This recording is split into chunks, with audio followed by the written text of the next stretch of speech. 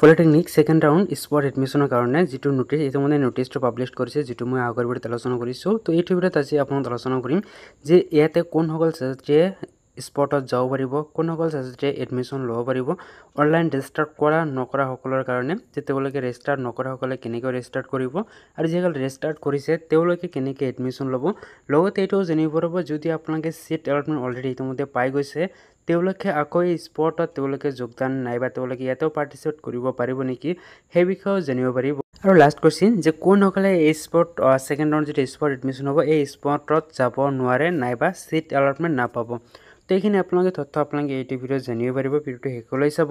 ইয়াত চাওক প্ৰথম যেটো কোৱেশ্চন বহুতে সুধি আছে যে যেহেতু এই নোটিছখনত ৰেজিষ্টাৰ এণ্ড আনৰেজিষ্টাৰ বুলি কোনো ধৰণৰ কথা উল্লেখ কৰা নাই অৰ্থাৎ যিসকলে ৰেজিষ্টাৰ কৰিছে আগতে ইতিমধ্যে তেওঁলোকে ৰেজিষ্ট্ৰেচন কৰিছে তেওঁলোক আৰু যিসকল ৰেজিষ্ট্ৰেচন কৰা নাই তেওঁলোকৰ কথা ইয়াতে কিন্তু কোনো ধৰণৰ স্পষ্টকৈ উল্লেখ কৰা নাই তো ইয়াৰ ক্ষেত্ৰত আপোনালোকে যদি ৰেজিষ্টাৰ কৰিছে তথাপি আপোনালোকে স্পটত যাব পাৰিব আৰু যদি আপোনালোকে ৰেজিষ্টাৰ কৰা নাই তথাপি আপুনি স্পটত যাব পাৰিব কাৰণ যেটো স্পটৰ যেটো এলিজিবিলিটি ক্ৰাইটেৰিয়া হয় হেতু আগৰ ভিডিঅ'ত মই আলোচনা কৰিছিলো যেহেতু তাত কোৱা হৈছে যে ৰেজিষ্ট্ৰেচন কৰা আৰু ৰেজিষ্ট্ৰেচন নকৰা সকলে পাৰ্টিচিপেট কৰিব পাৰিব কিন্তু তাত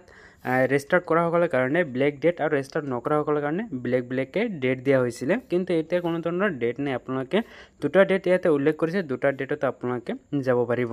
কিন্তু পাৰ্থক্যখিনি এইখিনি যিসকল ৰেজিষ্টাৰ কৰিছে তেওঁলোকে ফিজ দিব নালাগে অৰ্থাৎ 300 টকা যেটো অনলাইন ড্ৰাফট কাটিব লগা নাইবা অনলাইনত পে কৰিব লগা হেতু তেওঁলোকে দিব নালাগে আৰু যিসকল ৰেজিষ্টাৰ কৰা নাই তেওঁলোকে এই পইচাটো নন ৰিফান্ডেবল যেটো পইচা হয় 300 টকা হেতু তেওঁলোকে দিব লাগিব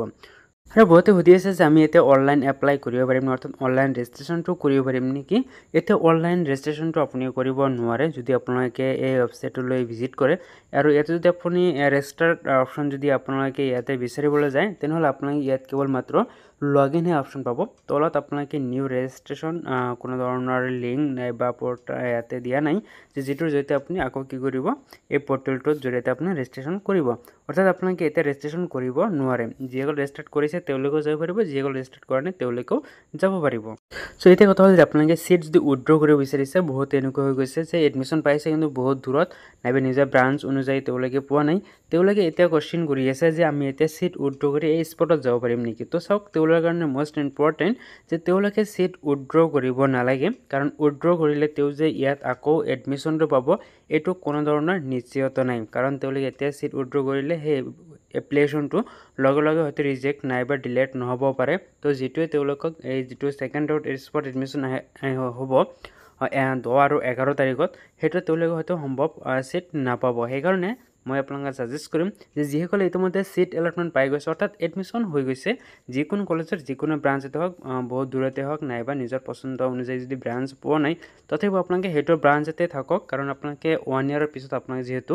চান্স পাব আপোনালোকে ট্ৰান্সফাৰ নাইবা ব্ৰাঞ্চ চেঞ্জ কৰাৰ আপোনালোকে যেটো সুবিধা পাব সেই কাৰণে আপোনালোকে এতিয়া আৰু আপোনালোকে হালহলনি কৰিব নালাগে যদি আপোনালোকে এতিয়া চেঞ্জ কৰিব বিচাৰে উইথড্ৰ কৰিব বিচাৰে উইথড্ৰ কৰিলে আকৌ যদি আপোনালোকে সেকেন্ড ৰাউন্ড স্পটত যদি আপুনি সিট এলটমেন্ট নাপায় তেনেহলে আপুনি আগতে যে এডমিশন হৈ গৈছে হেতুত কিন্তু আপোনালোকে উভতি যাব নোৱাৰিব নাইবা সেই সিটলৈ আপুনি ঘূৰাই নাপাব সেই কাৰণে মই আপোনাক সাজেষ্ট কৰিম যে আপোনালোকে সিট উইথড্ৰ কৰিব নালাগে যেটো সিটত পাইছে যেটো কলেজত পাইছে যেটো ব্ৰাঞ্চত পাইছে তাতে আপোনালোকে পঢ়ি থাকক এক বছৰ পিছত আপোনালোকে ট্ৰান্সফাৰ ল'ব পাৰিব বা আপোনালোকে হালহলনি কৰিব পাৰিব দেখিব এটো হৈছে পলিটেকনিক 25 বৰ্ষৰ কাৰণে অন্তিম সুযোগ যদি আপোনালোকে এই এডমিশন লোৱাৰ কাৰণে খুবেই ইন্টাৰেষ্টেড তেনেহলে আপোনালোকে কিন্তু ইয়াতে পাৰ্টিচিপেট কৰিব পাৰে আৰু আপোনাৰ যদি পাৰ্সেন্টেজ কম তেনেহলে মই আগৰ ভিডিঅ'ত আলোচনা কৰিছিলো যে কোনবিলাক কলেজত আপোনালোকে টাৰ্গেট কৰি ল'ব পাৰে যেবিলাক কলেজত গলে আপোনাৰ সিট এলটমেন্ট নাইবা এডমিশনটো হোৱাৰ চান্সটো থাকি যাব আপুনি হেমতে কলেজত যাই পিনে আপোনালোকে কি কৰিব এডমিশনটো হৈ যাব নিশ্চয় হৈ যাব আৰু আপোনালোকৰ আৰু এটা গুড নিউজ আছে যে যিমান সংখ্যক ছাত্ৰীয়ে পেন্ডিংত আছিল মানে সিট পোৱা নাছিলে তাৰ বেছিভাগে কি এতিয়া কি হৈছে ব্লেক তেওঁলোকে কোৰ্সত ইতিমধ্যে এডমিশনটো ইতিমধ্যে হৈয়ে গৈছে কিছুমানে ব্লেক